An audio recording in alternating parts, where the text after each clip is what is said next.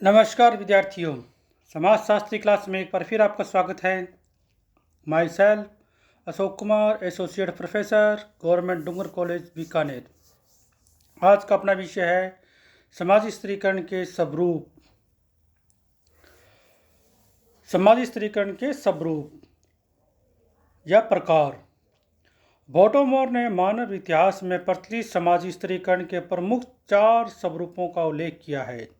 Number 1 दास प्रथा, number 2 जागीर, number 3 जाति, number 4 वर्ग व्यवस्था का उल्लेख किया है। कुछ विद्वान समाजी स्त्रीकरण के 2 रूप मानते हैं। नंबर 1 खुला समाजी स्त्रीकरण, नंबर 2 बंद स्त्रीकरण।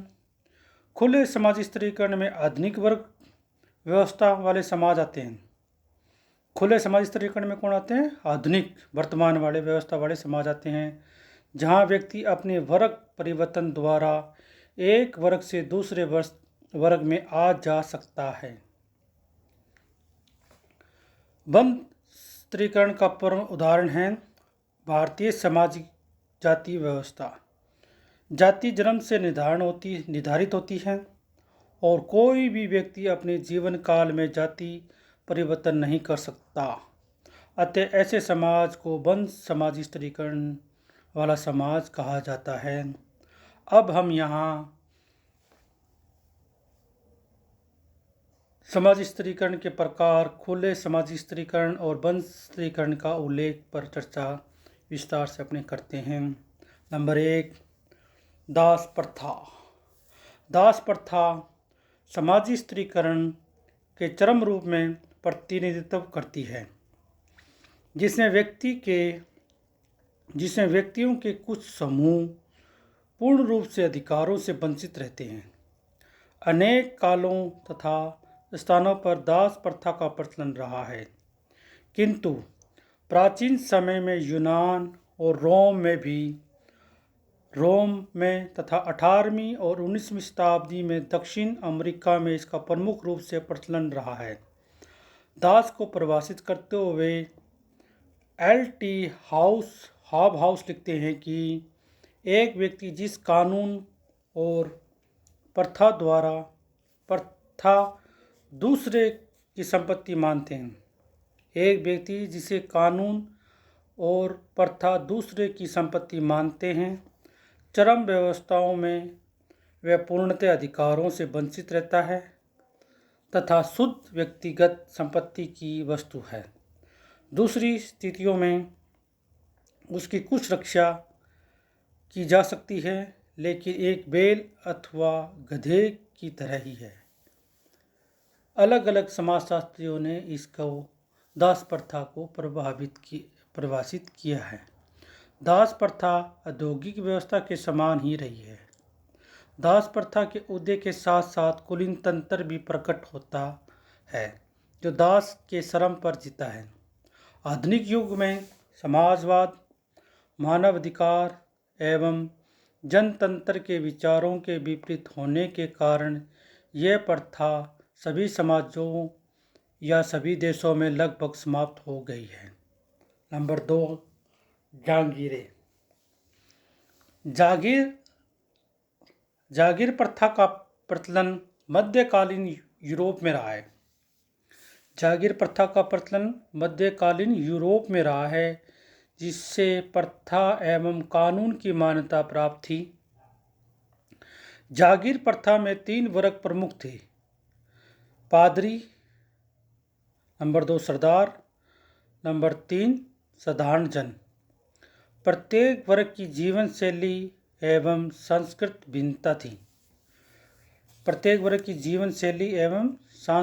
भिन्नता थी। समाजी स्त्रीकरण में सर्वोच्च स्थान पादरियों का था, क्योंकि उस समय राज्य भी चर्च के अधीन था। नियमानुसार तो पादरी उच्च सर्वोच्च थे, किंतु उन्हें कोई पद प्राप्त नहीं था, इसलिए वे व्यावसायिक रूप से राजवंश के सरदारों से नीचे माने जाते थे। जिन पादरियों को उपाधि दी गई थी, वे सरदारों से कोई संबंध नहीं रखते थे।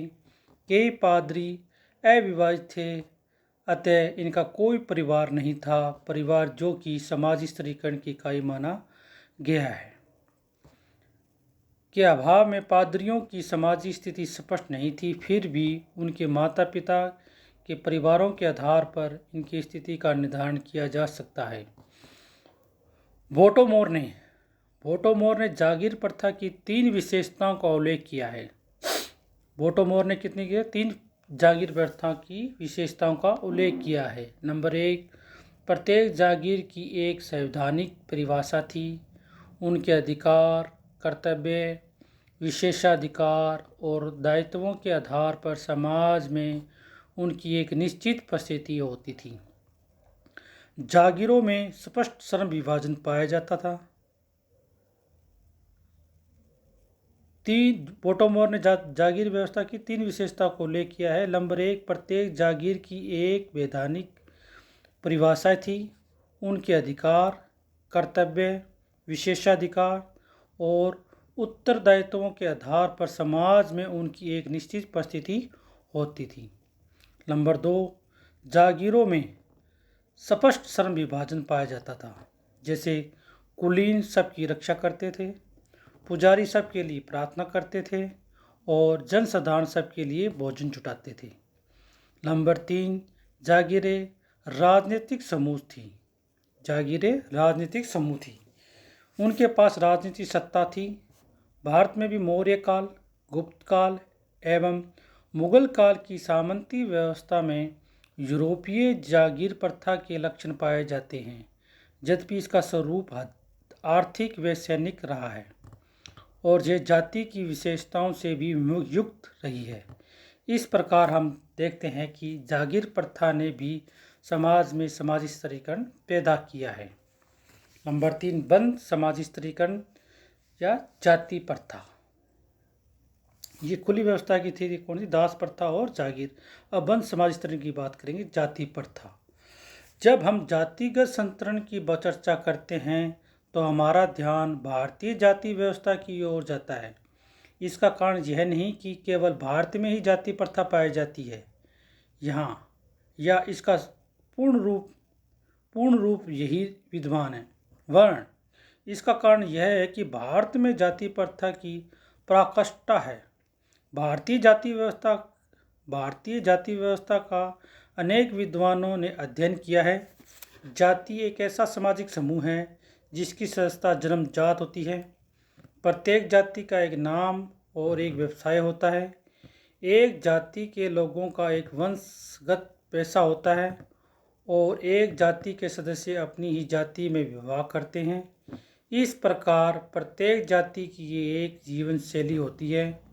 मजूमदार एवं मदान के अनुसार जाति एक बंद वर्ग है।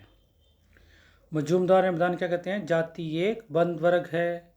कुल्ले के शब्दों में जब एक वर्ग पूर्णतः आनुवंशिकता पर आधारित होता है तो उसे हम जाति कहते हैं। इसी प्रकार N.K. दत्ता, G.S. धुरिया आदि ने जाति की विशेषताओं का इस प्रकार उल्लेख किया है।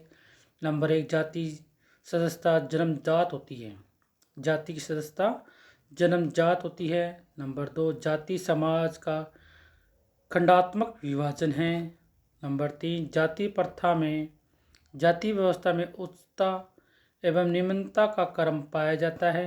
नंबर 4, प्रत्येक जाति एक अंतर्विवाही समूह है। नंबर 5, प्रत्येक जाति का एक वंशानुगत व्यवसाय होता है। नंबर 6, जाति के सदस्य खान पान एवं सामाजिक सहवास संबंधी नियमों का पालन करते हैं। नंबर 7, प्रत्येक जाति का एक राजनीतिक स्वरूप होता है।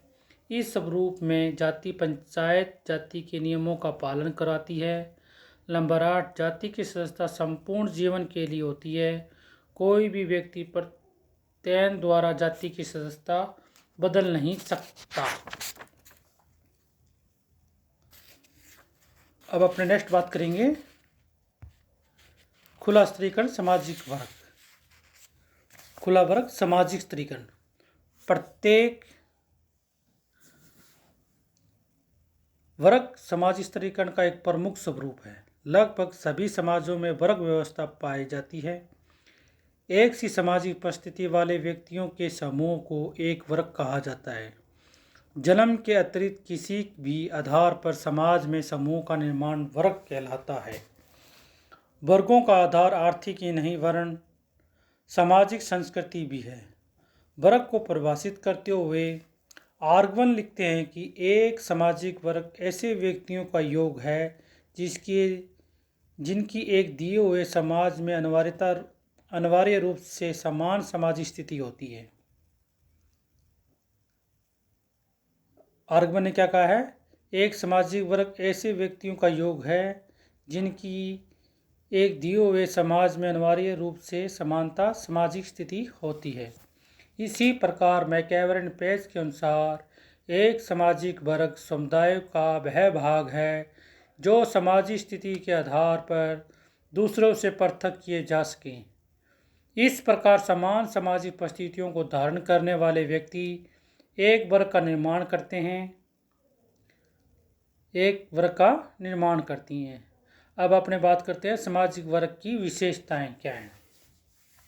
नंबर 1, वर्ग में समूह का उतार चढ़ाव पाया जाता है। सभी वर्ग समान नहीं होते वरन उनमें उच्चता एवं निम्नता का क्रम पाया जाता है। नंबर 2, एक वर्ग के लोगों की सामाजिक उपस्थिति समान होती है। नंबर 3, एक वर्ग के लोग दूसरे वर्ग के प्रति उच्चता एवं हीनता की भावना रखते हैं। नंबर 4, प्रत्येक वर्ग में वर्ग चेतना पाई जाती है। ये वर्ग चेतना उनके व्यवसायों, उनके व्यवहारों एवं वर्गों के पारस्परिक संबंधों को भी तय करती है। एक वर्ग के लोग अपने अधिकारों के प्रति सजग होते हैं। नंबर 5, एक वर्ग के लोगों के सामाजिक संबंध प्राय अपने ही वर्ग के लोगों तक सीमित होते हैं और अन्य वर्गों से एक निश्चित सामाजिक दूरी बनाए रखते हैं। नंबर 6, एक वर्ग व्यवस्था जाति की भांति कठोर एवं बंद न होकर एक मुक्त समाज है। एक व्यक्ति एक वर्ग से दूसरे वर्ग में आ जा सकता है। नंबर 7, वर्ग में जन्म का महत्व नहीं होता। नंबर 8, प्रत्येक सामाजिक वर्ग के कई उपवर्ग पाए जाते हैं। नंबर 9, एक वर्ग के लोगों को जीवन के कुछ विशिष्ट अवसर एवं सुख सुविधाएं समान रूप से प्राप्त होती हैं। नंबर 10, वर्ग की सदस्यता पूर्णतः अर्जित है।